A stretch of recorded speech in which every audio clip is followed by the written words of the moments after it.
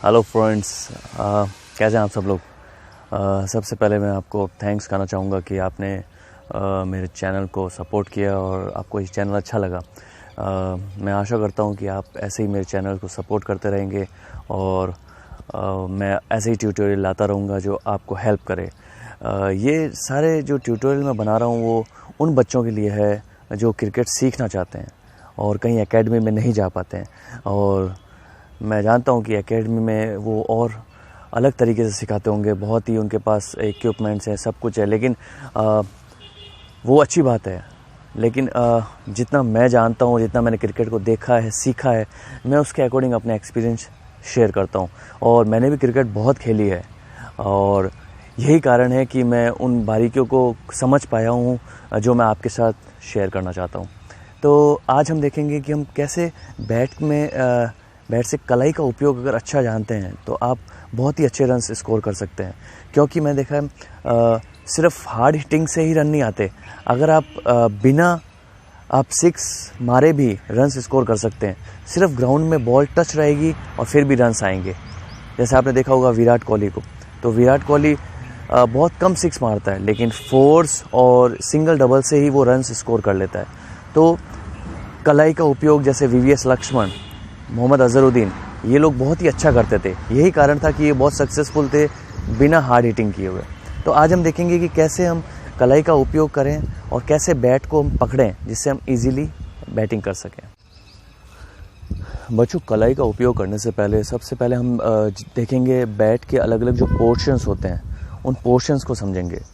तब आपको पता चलेगा कि बैट के किस पोर्शन से किस टाइप के शॉट्स लगते हैं।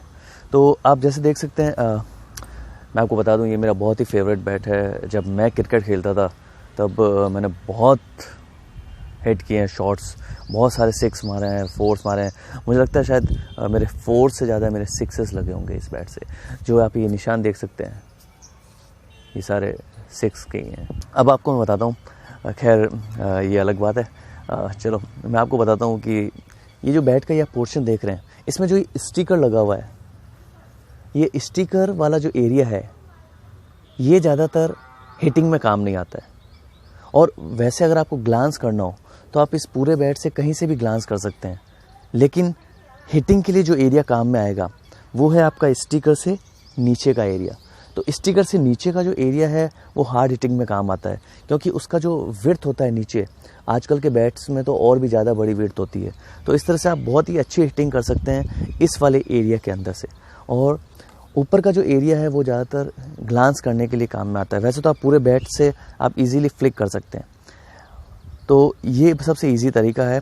आपको समझना पड़ेगा कि जब कैसी बॉल आ रही है, तो अगर आपको लगता है कि आपके बैट के इस हिस्से बॉल लग रही है तो फिर आप हिटिंग के लिए मत ट्राई करें।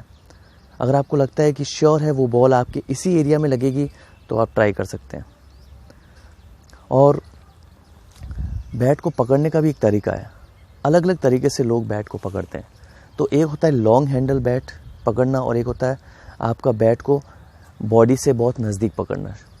तो जैसे अगर मैं ऐसे पकड़ रहा हूँ बैट को, तो इस तरह से मैं अगर हिटिंग करूँगा तो मुझे अगर सिक्सेस मारने हो या थोड़ी पावर जनरेट करनी हो तो मैं इजीली जनरेट कर सकता हूँ यहाँ से अगर बैट को पकड़ूँगा। लेकिन अगर मैं यहाँ से पकड़ूँगा तो मैं इजीली बॉल को ग्लांस कर सकता हूँ। तो अगर वो चाहे लेग में भी है तो मैं लेग में भी एंगल दे सकता हूँ। अगर मैं उसको ऑफ में है तो उसको ऑफ में भी एंगल दे सकता हूँ। इस तरह से मैं उसको आराम से शॉट्स भी मार सकता हूँ। तो हर तरीके से शॉट्स खेलना इजी हो जाता है यहाँ से अगर हम बैट को पकड़ते हैं। यहाँ से आप स्ट्रेट स्लॉग शॉट भी मार सकते हैं, लॉफ्टेड शॉट भी मार सकते हैं। तो इस तरह से आप काफ़ी अच्छे शॉट्स खेल सकते हैं इधर से। लेकिन हिटिंग करना है तो हिटिंग करने के लिए तो आपको यहीं से पकड़ें तो ज़्यादा बेहतर रहेगा, क्योंकि यहाँ से जो हिटिंग होती है वो बड़ी हार्ड हिटिंग होती है और आप अच्छे बॉल्स हिट कर पाएंगे और बहुत ही लंबे लंबे सिक्स मारेंगे। तो अगर लंबे सिक्स मारने हैं तो बैट को यहाँ से पकड़ो और घुमाओ बल्ला। प्रैक्टिस की ज़रूरत होगी। वो बॉल टाइमिंग पे आप ध्यान रखना कि कौन सी बॉल है और आपका दिल अपने आप बोलेगा कि वो बॉल सिक्स जाएगा ही जाएगा। तो इस तरह से लॉन्ग हैंडल बैट से आप हार्ड हिटिंग अच्छी कर सकते हैं और शॉर्ट हैंडल बैट से आप एंगल अच्छे दे सकते हैं। आप जिधर एंगल देना चाहें उधर एंगल दे सकते हैं और आप हुक शॉट खेल सकते हैं। तो हर तरीके के शॉट खेलना ईजी हो जाता है, इसलिए ज़्यादातर लोग प्रेफर करते हैं कि वो शॉर्ट हैंडल यहाँ से पकड़ें। तो इस तरह से, और आजकल ऐसे बैट्स भी आते हैं जिसके हैंडल बहुत ही लंबे भी होते हैं, कोई शॉर्ट हैंडल बैट भी होते हैं जिसके हैंडल छोटे होते हैं।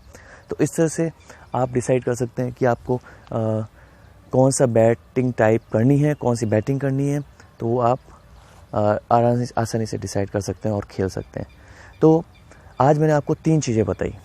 एक तो कब आपको बैट लॉन्ग हैंडल पकड़ना है, कब आपको शॉर्ट हैंडल पकड़ना है, जब आपको ग्लांस करना है तो आप आसानी से कलाई का उपयोग कर सकते हैं, आप आराम से फ्लिक कर सकते हैं। तो लेदर बॉल के अंदर तो जितना अच्छा आप फ्लिक करना सीखेंगे उतना ज़्यादा आप स्कोर कर पाएंगे रन्स को। और टेनिस बॉल के अंदर अगर आप खेल रहे हैं तो जितना अच्छी आप हिटिंग कर पाएंगे, यहाँ से पकड़ें और यहाँ से पकड़ें, जितनी अच्छी ग्राउंडेड शॉट खेलेंगे उतना अच्छी हिटिंग कर पाएंगे।